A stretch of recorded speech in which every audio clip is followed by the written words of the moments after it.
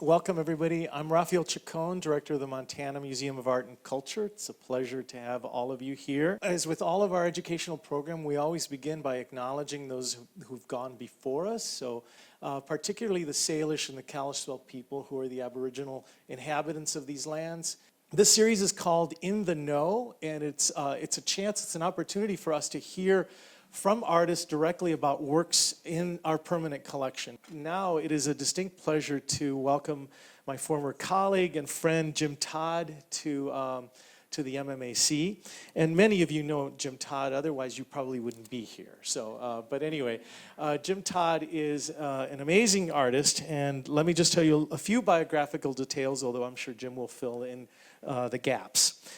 Jim was born in Minneapolis and attended the College of Great Falls and also attended my alma mater, the University of Chicago, as well as the School of the Art Institute of Chicago. So he's an alumnus of some illustrious institutions in the visual arts. And many of you know that he also is an alumnus of this university. He received his MFA in painting and printmaking from our own School of Visual and Media Arts. Back then, I think it was just the art department, right? Okay, and then of course Jim had a wonderful career as a faculty member here at the University of Montana, teaching both in the humanities and in art. He taught for 30 years. Jim's work is in collections worldwide, and he is also a member of esteemed organizations, associations of artists, predominantly printmakers around the world. Most notable among them is that he's a member of the Royal Society of Printmakers in the UK, which is sort of the highest ranking organization of printmakers in the world today. Not only is he a member of a number of esteemed societies in France, Germany, the UK, but his work, more importantly, is housed in many collections around the world. When I was asked to talk today, the title was Scott Joplin. At first, being an academic as well as an artist, the first thing I thought is that I would give a lecture on Scott Joplin. And then as I did that, I thought, no, that's kind of beside the point, because it starts pulling away from where the idea of Scott Joplin came from. And then I thought, well, I might have to extend it into jazz, because you can't understand where Scott Joplin is coming from unless you know something about jazz history. And then I thought, well, I have to say something about myself with it as well, as why I did these works. So I started really worrying that this is going to, would take forever. So, but I had to talk about all these things, so to make any sense. So I decided to do as an abbreviated a version as I can of these three areas, and hopefully get it done soon enough so I can answer any questions if you have some. So I'm going to start with Scott Joplin. Jazz wasn't described as a musical form until 1917. And that was the year that Scott Joplin died.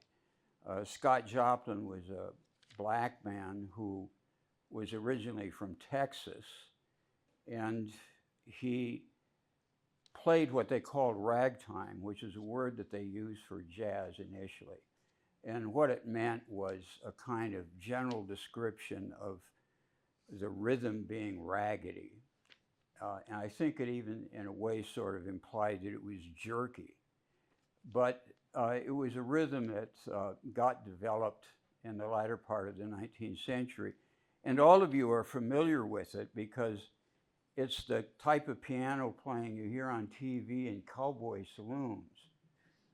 So when they show Gunsmoke or something and there's somebody in the corner banging on the piano, they're playing ragtime usually, or what sometimes is called barrelhouse blues. But it's usually very clanky, and it's really to keep the customers drinking and excited and, having an atmosphere and so forth. Well, Scott Joplin reflected an early concern of black musicians. And because the music had come out of slavery, they were very conscious of the fact that their music was associated with whorehouses and bars and drinking and gangsters and so forth, who usually were the people who controlled the bars and the places they played. They didn't play concert. And it was one of the there was a bad association with jazz as a result. There was the association of being black, first of all, that was bad enough. But the fact that they could relate this stuff to a bad environment, which the musicians themselves admitted, made it even worse. And as I just read a book recently by Sonny Rollins, the famous jazz tenor saxophonist, and he was talking about how problematic that was for jazz musicians, the bad environment that they played in. He said not only because it was hard and difficult, but as he put it, they weren't places you would take your children to. And so he felt as a musician that it was a disadvantage to even be able to have to play music that he couldn't take his children to hear. He was talking about the past to some degree, because jazz had started becoming formally accepted and started to get on the concert hall. Scott Joplin took this barrel house music and tried to refine it by playing it very, very slowly and very formally. And so when he died, the word jazz got invented by Jelly Roll Morton, so he claims. And Scott Joplin was largely forgotten. And his career was pretty much reflected what would be for many jazz musicians. He died very young. He died in an institution. He apparently began to lose his mind. They think it may have been from syphilis, but they're not sure. In any case, he died a mental case. And he died the year that they started using the word jazz. He had also, though, been part of the pre-recording industry.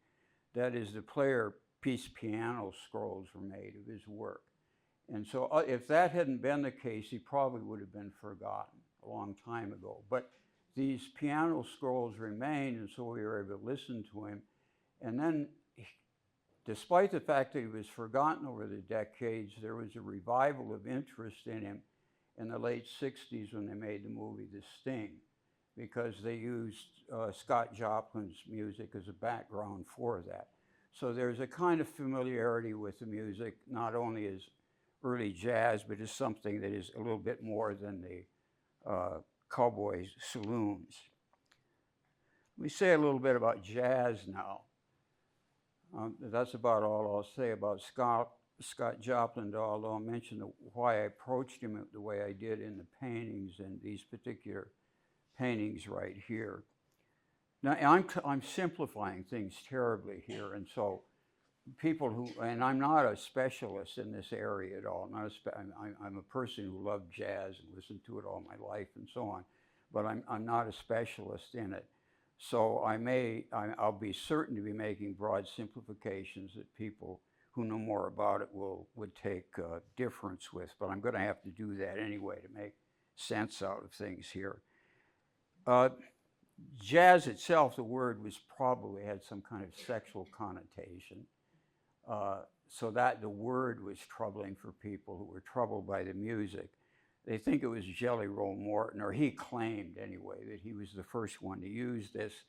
He was a black Creole, and he said that he was the inventor of jazz as well. Well, whether he was or not, he was one of the early musicians to be recorded. This is again after 1917 when Scott Joplin had died. And they were beginning to move into the recording business, so we have recordings of Jelly Roll Morton. So what was this jazz that he talked about? There's still a lot of arguments and theories about it and so forth because it's evolved, but I think it's basically three things. It's a very complicated system of rhythm that probably came primarily from Africa, from West Africa, up from the Caribbean. And There was not, as far as we know, much written music in Africa, but that allowed the complexity of the drumming to be a really important factor in what jazz was about. In fact, the drum kit was, as we understand it today, the bass drum with the snare and the tom-toms hooked together with the cymbals, wasn't a jazz invention. Drums weren't put together this way earlier. You don't see it this way. If you look at a classical orchestra, you see a snare drummer here, somebody with a cymbal here, etc. And what the jazz musicians did is they connected these things, turned them into a kit. And what that allowed was a mode of expression and rhythmical complexity that hadn't been possible before. But the complexity of the rhythms are probably African in origin. The other component that's important it came from Europe, and that is harmony. And harmony is largely a European innovation, and that is to take different ranges of sound, different voices and so forth, counterpart as they called them, and play them against one another. And classical music was especially developmental with that. This wasn't very developed in the early part of jazz, but playing with harmony was the way that musicians made jazz more and more complex. They were always fiddling around with harmony and finding different ways of putting it together and so forth. That's largely a European contribution. The third one is American largely, and I would say North American, and that's improvisation. And improvisation is probably in the end the most important. It was a form of art that allowed the individual musician to create and invent things spontaneously while they played. It wasn't invented by them. Classical composers would improvise on melodies and so forth, but there hadn't been a kind of music where somebody came out and said, I'm going to make up something here for you, all right? And I don't know how it's going to go. I don't know how it's going to sound. And so when critics talk about jazz musicians, they'll say it was a bad night, or they didn't live up to whatever other concert, etc. So jazz musicians were always under a great deal of pressure, although they liked it. You know, they were excited by it, but under a lot of pressure to improvise well. So I'd say these are the three components, except something about rhythm again, and that is the thing that allowed the jazz musician to improvise with spontaneity was to be able to, so to speak, ride on the rhythm. And if anybody has ever played instruments, it's like getting on a train or something. And so the train itself with its rumbling and so forth becomes the basis of your improvising. Jazz musicians started to break away from that to some degree in the 60s, but that was an exception. And by and large, this complicated, steady, syncopated rhythm was the charge, so to speak, the electrical charge for improvisation. So I think those are the three main components. And then there were a lot of different changes that went on through the 30s and the 40s and up into the 70s. And we don't have time to talk about all of them, except that whatever they happen to be, all of them had these components that I just mentioned operating in them, with the one exception at the end, and that was so-called free jazz, in which the musicians were allowed to do anything they wanted, which became a form of anarchy, musical anarchy, and it probably defined jazz, it brought jazz to an end as a development, and it has become a genre, I think, since the 1970s. One other thing I want to say, though, that is not well known about jazz, and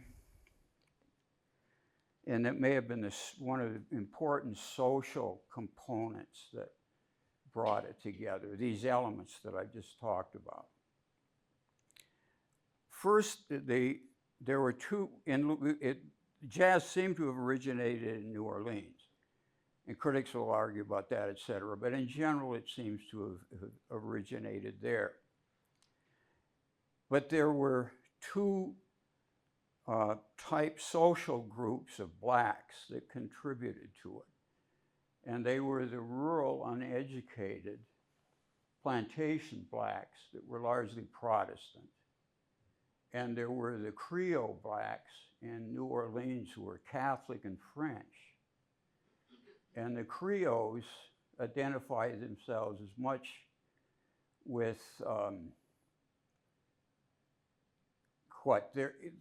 I guess I have to say something about the so-called free Creoles, and I have to say something about the Louisiana Purchase. When Jefferson bought Louisiana in 1803, things really changed radically for the blacks in Louisiana, because the blacks in Louisiana up until 1803 were the free coloreds, that is, blacks who had been slaves but had been freed, lived under the French system, and the French system was racist and was not always very kindly to them, but it had a very different system than the Anglos, and it was one of assimilation rather than integration. And so it became possible for a free Creole black to be educated in Paris, to be literate, to play the piano, and so forth. Whereas the plantation blacks that came in, often because they were denied these things, in fact, they were denied the right to play musical instruments, they came in with nothing. If we hadn't had the Louisiana Purchase, Louisiana might be a little bit more like South America or Haiti, with mulattoes fighting against pure blacks or something. But what the Anglo-Americans did, once the purchase was done, is they began to move in Anglo-Protestant, whites and plantation blacks. And they came in vast migrations into Louisiana. And what this meant was they took away, and I'll jump ahead, after the Civil War, they took away all of the rights that the free Creoles had had. They could no longer own land. They could no longer get education. They didn't have the money to send their children away. They spoke French, many of them, and in fact identified themselves as French. They didn't want to give up their language. But in any case, and this is the connection with jazz, what the Louisiana racists did is they said, you people are all, black people are inferior and you all have to live together. And so in effect, they took away the rights of these Creole people. And the only comparison I can roughly make with the shock that must have been was a little bit like the educated German Jews at the early 20th century. That is, those German Jews who had gotten the education, felt themselves to be German as much as they did Jewish and so forth, and then suddenly were told that they were inferior and then crowded out of the regular society. Well, this in effect is what happened to these free Creoles. And so they probably, to be honest about it, probably a lot of these educated Creoles did not want to be crammed in with the uneducated Protestant black people, but they were forced to be. And they began to share their culture. And that's where it seems that jazz began to take on the structure that I've defined, all right? That is because the Creoles knew the instruments. And so they could teach them or they knew how to play piano, which meant they knew how to orchestrate things. And so it was a very dismal thing in history that occurred that may have been very essential in developing jazz as a music, and that is a forcing of these two people together. I wanted to emphasize that point because looking back at this, I realized in my own knowledge I hadn't been as aware of that as I could have been. Despite the sophistication that began to develop in jazz in 1917 with Dixieland bands and so forth, it was regarded as inferior music because it was black music, and it was relegated to vaudeville. but it was the black part of vaudeville was the minstrel show. And the minstrel show had been going on up until the end of the Civil War and continued afterwards. And it was a normal part of vaudeville. That is, its purpose was to entertain the public and make them laugh at things and so forth. Actually, our television is an extension of vaudeville as we see it today. That is, and I mean that quite literally, it's an extension of it. That is, you throw anything in the pot that gets people excited and gets them to laugh and pay money and so forth. And so vaudeville didn't have a good definition. I mean, it might come through town and have two-headed people and black tigers and, you know, funny medicine and things like this, anything that attracted people. The minstrel show was a peculiar American form of vaudeville. Its purpose was largely to degrade the black. And so it used the black as a degraded person. And this isn't just a theory, because we have the pictures and the posters from the minstrel shows. And they were treated as degraded people who made fun of themselves and had their skits and so on. This was also then extended itself into jazz, so that if you look at the early photographs of jazz musicians, they're acting peculiar. They're posing in strange positions, putting their horns up in the air and so forth, even though they consider the music quite serious, all right? But they have to continue this presentation in order to get attention. And that particular insistence that they continue to act was something that became an internal conflict that angered the black a great deal. It was complicated further by the fact that white people loved jazz, and white musicians were in love with jazz. And in my own thinking, came to play just as well as black musicians did, those who were talented. But they had all, even though they loved jazz and oftentimes loved the black culture, although often enough, obviously, they were racist too, they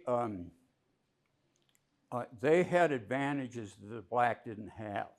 So the white jazz musicians in the early 20th century got the same kind of criticism as black musicians, that is, that they were working in dirty clubs and whorehouses, et cetera, and their families didn't want the kids to be going into this kind of stuff.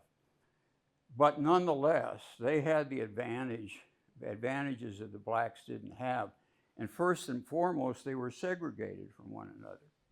And so if you go through an illustrated history of black jazz, the pictures are quite clear up until you get into maybe the 1950s, or a little bit with Benny Goodman. You have black people playing jazz, you have pictures of white people playing jazz, or Creoles, people that are lighter skinned. So the black musician wasn't able to go out and make a living with the same kind of freedom. Even the unions later were segregated. And when the blacks migrated around the United States, they were pushed into different areas. They were segregated in different areas. White musicians would go there to learn from them, but black musicians were not allowed to go out and mingle themselves, which meant that there was always this under tension. This tension came to a head in the civil rights movement in the 50s. And some jazz musicians had begun to react against this. They were not going to play minstrel any longer, or play entertainer. It went to extremes. Miles Davis turned his back to the audience, would not be on stage. It got to be a different kind of vaudeville, I guess. But in any case, they rejected and started getting angry at the crowds. This led to one last form of jazz in the 1960s to black musicians always trying to find something that whites couldn't do quite as well. And it finally, without explaining it at all, evolved into what was called free jazz, which began to throw out